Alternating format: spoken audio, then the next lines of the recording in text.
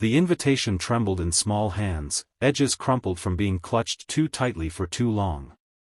Sarah Chen watched the little girl approach her cafe table, her designer uniform somehow making her look even more fragile, like a porcelain doll wrapped in expensive packaging that couldn't protect what was breaking inside.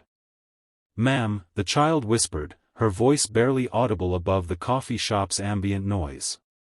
"Can you pretend to be my mom for the school play?"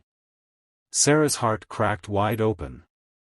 She'd seen loneliness before, she'd lived it, breathed it, survived it, but something about this child's carefully constructed composure, the way she held herself together like a soldier on duty, shattered every defense Sarah had built around her own wounded heart. The girl couldn't have been more than 8 years old, with perfectly braided hair and shoes so polished they reflected the cafe's warm lighting. Everything about her screamed privilege, except her eyes. Those eyes held an emptiness that no amount of money could fill, a hunger that fancy restaurants and expensive toys could never satisfy. "Sweetheart, where are your parents?" Sarah asked gently, setting down her laptop. She'd come to this cafe to escape her cramped apartment and finish her freelance work, not to have her Tuesday evening turned upside down by a heartbreaking proposition. "My father is Richard Donovan." The girl stated it like a fact in a textbook, emotionless and rehearsed. "He owns Donovan Industries. My mother left when I was 3. I don't remember her face anymore." Sarah knew that name. Everyone in Boston knew Richard Donovan, the tech billionaire whose face graced business magazines, whose company had revolutionized cloud computing, whose mansion overlooked the harbor like a castle guarding its isolated king. She'd never imagined that behind those gates lived a little girl who had to beg strangers in coffee shops for something most kids took for granted. "I'm Emma," the girl continued, sliding uninvited into the chair across from Sarah. Her formality was unnerving, like she'd learned human interaction from corporate handbooks rather than playground games. "The school play is Friday. It's a family tree. Everyone has to bring their parents to talk about family traditions. My nanny usually comes, but she's visiting her daughter this week. My father." Emma's voice faltered for the first time, revealing the child beneath the polished exterior. "He said he'd try, but he always says that." Something ancient and familiar twisted in Sarah's chest. She remembered being 10 years old, waiting at the school entrance after the winter concert, watching other kids pile into their parents' cars while she sat alone, inventing excuses for why her mother had missed another event. Addiction had stolen her mother long before cancer finally took her. Sarah had learned early that loneliness wasn't about being physically alone, it was about being surrounded by people who couldn't see you. "Emma, I'm not sure I'm the right person. Please." The word erupted from Emma with desperate urgency, her composure finally cracking. "Everyone will laugh at me again. Last year, when no one came to the Mother's Day breakfast, Madison Cooper told everyone that even my own mom didn't love me enough to stay. I had to eat breakfast alone at a table set for 2. The image hit Sarah like a physical blow. She thought about walking away, about explaining to this child that strangers can't fix family problems, that she had her own struggles, 3 freelance deadlines, rent due in a week, a car that needed repairs she couldn't afford. Getting involved in a billionaire's family drama was the last thing her complicated life needed. But she also thought about the girl she'd been, the one who'd learned to make herself invisible because being seen hurt too much. The one who'd promised herself that if she ever had the chance to spare another child that particular flavor of pain, she would. "Okay," Sarah heard herself say. "I'll do it." The transformation in Emma's face was instantaneous, a sunrise breaking through storm clouds. For the first time since approaching Sarah's table, she looked like an actual 8-year-old, vulnerable and hopeful and terrifyingly trusting. What Sarah didn't anticipate was Richard Donovan himself appearing in the cafe 30 minutes later, his 6-foot frame radiating the kind of controlled panic that came from losing track of one's child. His expensive suit was rumpled, his usually perfect hair disheveled, his eyes wild with fear. "Emma." The relief in his voice when he spotted his daughter was palpable. "You can't just leave the building without telling security." "I thought," He stopped, seeming to notice Sarah for the first time, his CEO mask sliding back into place. "Who are you?" "This is Sarah," Emma announced, gripping Sarah's hand with surprising strength. "She's going to be my mom for the school play on Friday."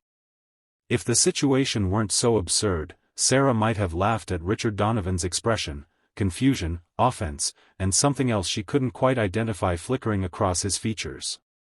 "Emma, we've discussed this. You can't ask strangers to." He stopped again, really looking at Sarah now, seeing past his initial assumptions. "I apologize. My daughter has been struggling with this school project.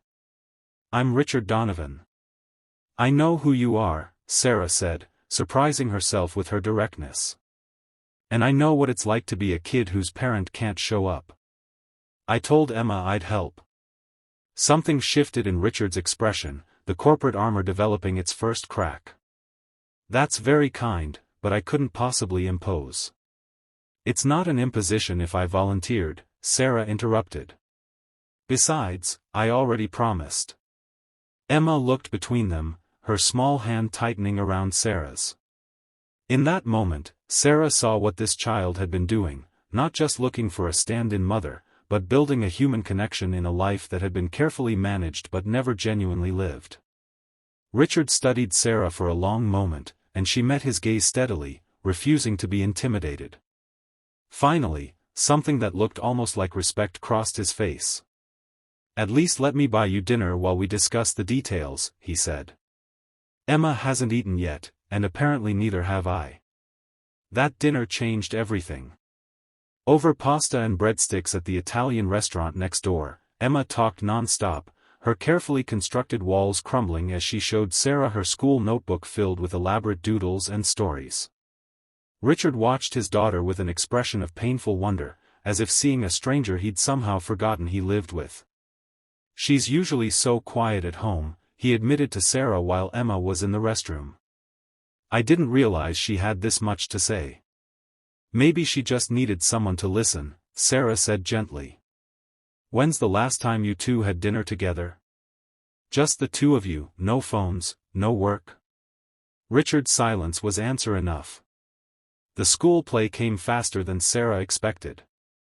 She showed up on Friday evening with butterflies in her stomach, wearing her nicest dress, a simple navy blue number that had seen her through job interviews and the occasional date. Emma was waiting at the school entrance, practically vibrating with excitement. "You came," Emma breathed, as if she'd half expected Sarah to disappear like a fairy tale promise. "Of course I came." What surprised Sarah was seeing Richard there too, sitting in the back row of the auditorium, looking uncomfortable and out of place in his business suit among the casually dressed parents. The play itself was simple, each child standing up with their parent to share a family tradition. When it was Emma's turn, she took Sarah's hand and led her to the front. "This is Sarah," Emma announced to the assembled crowd. "She's teaching me that family isn't just about who you're related to. It's about who shows up." Sarah felt tears prick her eyes as she shared her own childhood tradition, making paper stars and writing wishes on them every New Year's Eve, something her grandmother had taught her during the years when her mother couldn't be present. "My wish this year," Emma added spontaneously, "is that people remember that kindness is the best tradition of all." The applause felt secondary to the look on Emma's face, pure joy, uncomplicated and free. After the play, Richard approached Sarah, his corporate mask completely gone now, replaced by raw vulnerability. "Thank you," he said simply. "I've been so focused on building an empire that I forgot I was supposed to be building a home." "It's not too late," Sarah told him. "She's still here, waiting for you to see her." What happened next felt like a gift from the universe. Richard asked if Sarah would join them for pizza, and that dinner became a weekly tradition. Sarah taught Richard how to braid Emma's hair, how to help with homework without turning it into a corporate efficiency project, how to just be present. In return, Richard taught Sarah that her skills as a freelance marketer were worth far more than she'd been charging, eventually hiring her to redesign his company's community outreach programs. But more than professional opportunities, what grew between them was something none of them had expected.